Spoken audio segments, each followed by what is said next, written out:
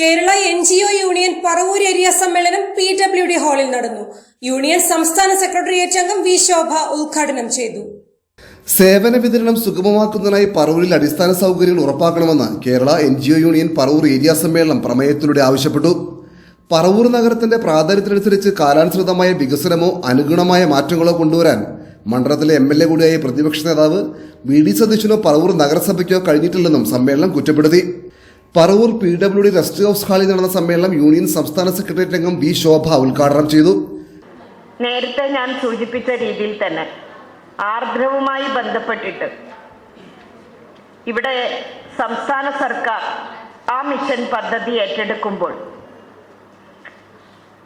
ഡോക്ടർമാർ, നഴ്സുമാർ ഉൾപ്പെടെയുള്ള ലാബ് ടെക്നീഷ്യൻ, ഏറ്റവും ഒടുവിൽ ഫാർമസിസ്റ്റ് വരെ, എനിക്ക് തോന്നുന്നത് മറ്റുള്ള പോസ്റ്റിനെയും കാട്ടി അത്രത്തോളം ഫാർമസിസ്റ്റ്, ലാബ് ടെക്നീഷ്യനും വന്നിട്ടില്ലെങ്കിലും ബാക്കി നമ്മുടെ സംസ്ഥാന സർക്കാർ ഞാൻ നേരത്തെ സൂചിപ്പിച്ച രീതിയിൽ തന്നെ 3 ലക്ഷത്തിലധികം നിയമനം നടന്നു എന്ന് പറയുമ്പോഴും 42,000 അധിക തസ്തിക സൃഷ്ടിച്ചു എന്ന് പറയുമ്പോഴും ഏറ്റവും കൂടുതൽ നിയമനം നടത്തിയത് ആരോഗ്യ വകുപ്പിലും നമ്മുടെ വിദ്യാഭ്യാസ വകുപ്പിലുമാണ്.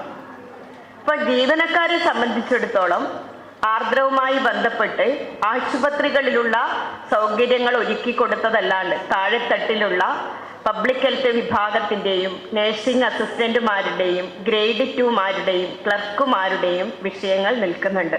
ഏരിയ പ്രസിഡന്റ് PS സബിൻ അധ്യക്ഷത വഹിച്ചു.